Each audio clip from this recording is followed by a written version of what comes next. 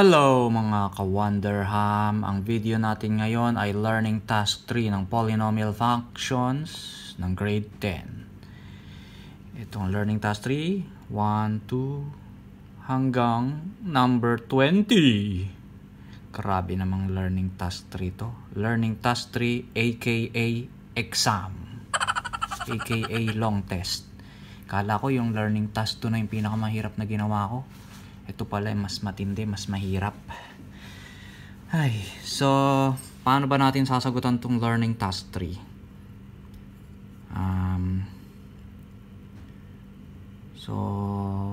Pauna na lang po, ipapauna ko na lang. Hindi po ako masyadong magsasagot ngayon. Ituturo ko lang kung paano sagutan. Kayo na po ang bahalang magsagot. So, sa number 1, which is a polynomial function? So, paano mo malalaman ba kung ang function ay polynomial? Meron po akong video lesson yan na ang title ay What is a Polynomial Function? Nasa bandang huli po ng video na to. Diniscuss ko kung paano malalaman kung function paano malalaman kung polynomial ang isang function or ang isang expression. Madali lang. Panoorin nyo lang yan at malalaman nyo na kung alin dito ang polynomial. So, paano naman sa number 2? What are the zeros of p of x? X cubed minus 6x squared minus x plus 6. So, pili ka lang dito, di ba? A, B, C, or D. Gawin mo lang, substitute mo isa-isa. Halimbawa, itong A, pag sinubstitute mo yung negative 6 sa lahat nitong x. So, magiging negative 6 cube minus 6 times negative 6 squared minus negative 6 plus 6. Pag nag-equal yan sa 0, tama yan. So, yung negative 1 naman, substitute mo rin sa x. Kapag nag-equal uli sa 0, tama to. Yung positive 1 naman, substitute mo sa x. Kapag nag-equal to sa 0, so tama din to. So kapag tong tatlo tama, so letter A ang sagot mo. Kapag isa lang ang tumama, so move on ka naman, sabi naman. Basta kung alin dyan sa tatlo na kapag sinubstitute mo sa x ay nag-equal sa 0, naging ganito. Saan ba yun? 0 equals x cube minus 6x squared minus x plus 6. So, kailangan mag-i-equal sa 0 yan. So, halimbawa, gaya ng sinabi ko, kung yung 6 tinry mo, ay negative 6. Negative 6 cube minus 6. Tapos, palitan mo na negative 6 squared minus negative 6 plus 6. So, kapag sinolve mo yan at nag-equal sa 0, so, yun yung isang 0. Tapos, try mo yung isa. Pag yun, nag-equal sa 0, yun din. Basta yung pagtatlo, lahat sila nag-equal sa 0. Yun ang sagot. Ngayon naman, sa number 3, how many turning points does the graph have? So, diniscuss ko to dun sa learning task 2. Diba? Kasi sa learning task 2, meron na tinanong kung ano yung turning points. Kung naaalala nyo, sinabi ko dun sa task 2 na ang turning point ay n-1. N yung degree. So, kung halimbawa ang degree mo ay 3, n-1, 3 minus 1, 2 ang turning points. So, ano ba ang degree nito? So, ang clue ko dyan, ang degree nito ay 3. So, kayo na bahala kung anong turning point. n-1 yung turning point. So, ito naman, what are the 3 consecutive positive integers such that the sum of their squares is 149? Pwede mo kasing gawing word problem or equation to, pero bibigyan ko kayo ng tip. Secret lang natin to, mga ka-Wonderham, para hindi na tayo mag-solve ng mga x, x, and y. I-square nyo lang tong mga number. Ito, may mga given naman eh. Kunwari, 5 squared, 25, 6 squared, 36, 7 squared, 49. Pag add-addin mo yon, 25 plus 36 plus 49. Kapag 149 siya, edi yan sagot mo. Pag hindi, edi ito naman. Square mo yung 636 plus 49 plus 64 pag add mo yung tatlo, pag 149, edi ito yung sagot. So, ganun lang. Para mapadali ang ating pagsosolve. So, sa number 5 naman, what is the y-intercept nito? Ang y-intercept ay value ng y kapag ang x ay 0. Itong p of x, ito yung y mo. So, yung mga x naman gagawin mo 0. So, bigyan ko na kayo ng clue. Gawin mo tong 0, 0, gawin mo tong 0, 0 din, gawin mo tong 0. Ano matitira? 6. So, next, number 6, which of the following are graphs of polynomial functions? Ito, may mga drawing. So, para malaman mo kung function ang isang graph, gagawin mo ang vertical line test. Ang vertical line test ay meron din akong video niyan. So, panoorin nyo ang video para malaman nyo kung alin dito sa mga graph na to ang polynomial function or ang function. So, dito naman, number 7 to 16, identify the value of the leading coefficient and the degree, blah, blah, blah. So, ito daw yung function. F of x is equal to x to the fourth minus 4x squared. So, an. Ang an ba ay greater than 0 or less than 0? Ang an yung coefficient ng leading term. Coefficient ng x to the fourth ay 1. So, positive 1. So, positive 1, ibig sabihin, greater than 0. So, lalagay mo dito, an is greater than 0. Degree, odd or even. Ang degree ng polynomial, yung pinakamataas. So, 4. Add ba yung 4 o even? Lagay mo dito. So, end behavior of the graph. So, dito na yun sa table nyo. Medyo malabo yung pinasa sa akin ng Kawanderham. Pero ang nakalagay dito, kapag yung a to the a sub n ay greater than 0, tapos even yung degree, ito ang iyong end behavior. Ang left hand mo ay rising, right hand mo ay rising. So, tingnan nyo na lang yung module nyo. Medyo malabo kasi yan. Basta dun yung titingnan sa table. So, since a sub n is greater than 0, ang sagot natin dito, at ang degree ay even, ang end behavior niya ay ang left ay rising, right ay rising. Ano ang sketch ng graph? E di ganito. Ganito ang sketch ng graph. Rising sa kaliwa, rising sa kanan. Ganun lang. So, next, saan ako?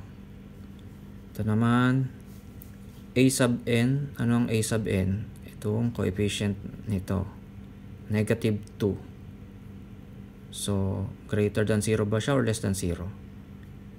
Less than 0 kasi negative. So, a sub n is less than 0. Degree, ito ang degree. Cube. So, add ba siya or even yung 3? Sulat mo dito kung add or even yung 3. Ang end behavior ng graph, so, a sub n natin ay less than 0. Degree ay add. So, tingin kayo dun sa table. Ito. A sub n ay malabo kasi. Basta ito less than 0 to. Add yung degree. Ang nakalagay dito, rising, falling. So, susulat mo dito, ang left hand side ay rising. Ang right hand ay falling. So, yung susulat mo dito. Sketch the graph. So, ano bang graph niya? At ganito ang labo. Basta ang magiging graph niya, ganito magiging itsura. Rising, pataas sa kaliwa, falling sa baba.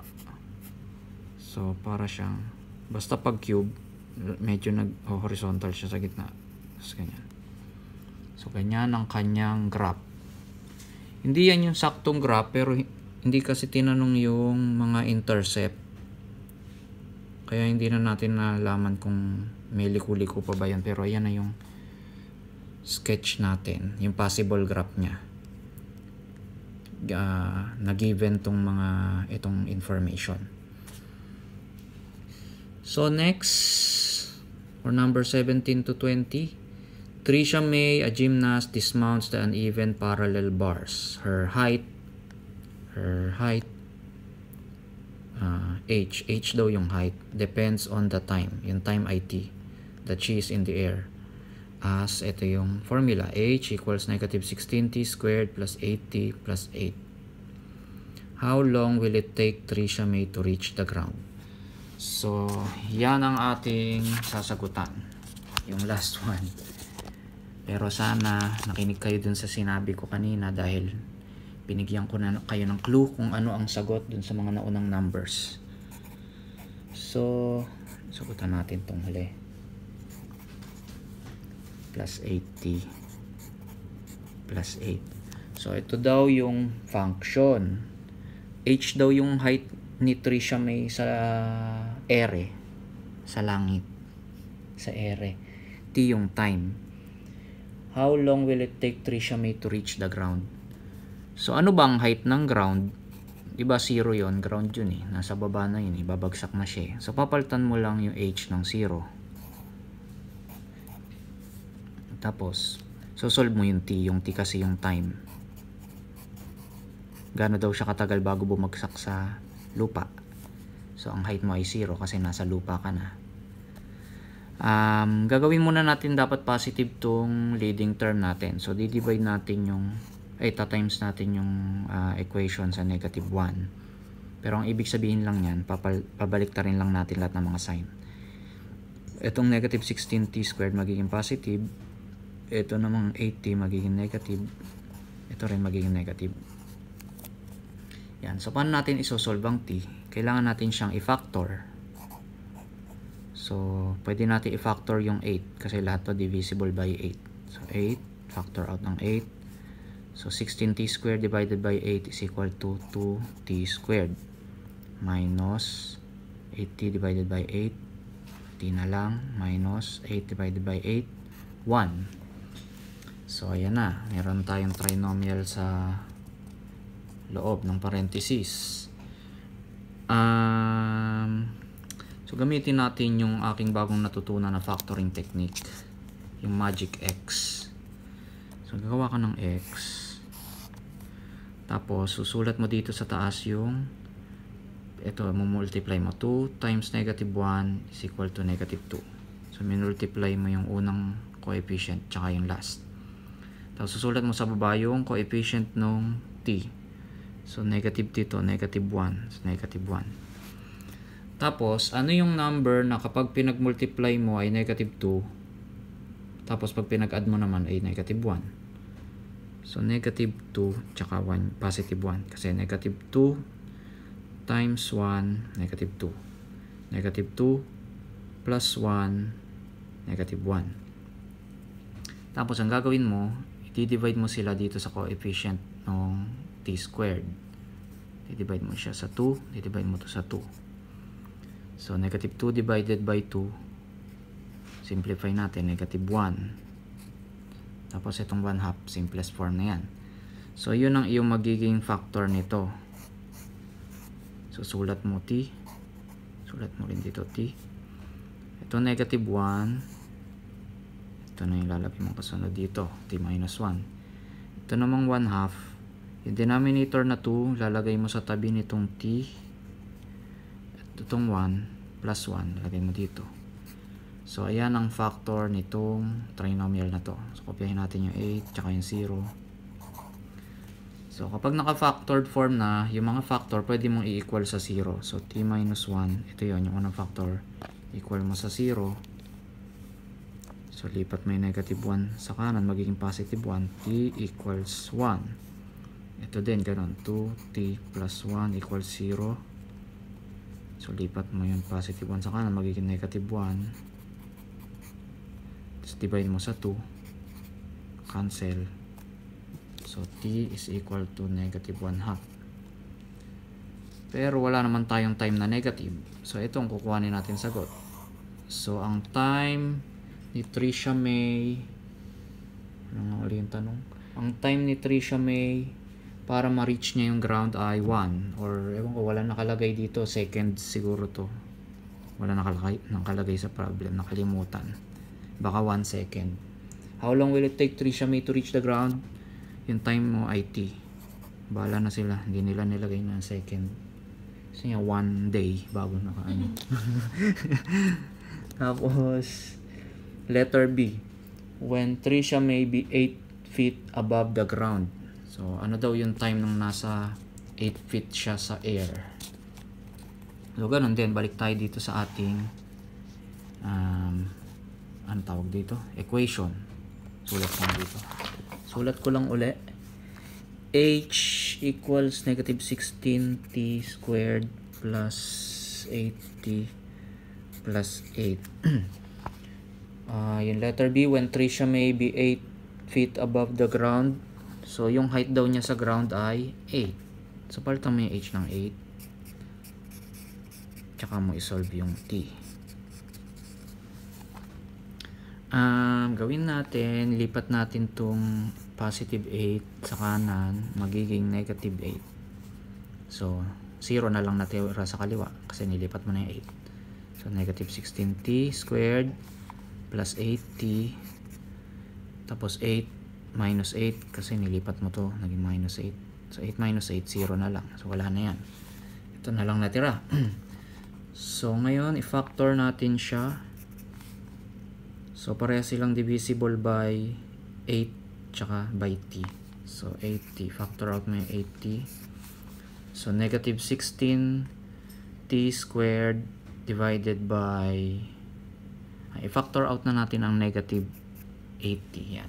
Para mas maganda. So, negative 16t squared divided by 8t is equal to positive 2t.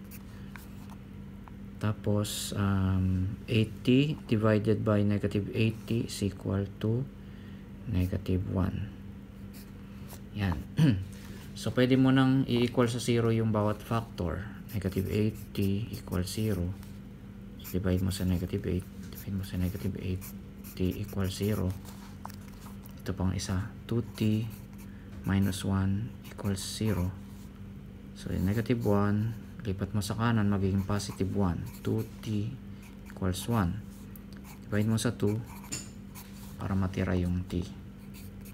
Equals 1 half. So, ano daw yung time na 8 feet above the ground si Trisha May? So, 0. Pwedeng 0. Pero 0, ibig sabihin, hindi pa simula. Nasa 8 feet na agad siya. So, baka doon na siya nanggaling sa taas. Galing siya sa parallel bar eh. So, nasa taas na siguro siya bago siya nahulog. Pwedeng ganun, hindi ko alam. 0. Or pwede ring 1 half. Baka 1 half second. So, basta yan ang ating solve. Hindi ko alam kung anong ibig sabihin nito. So, yan.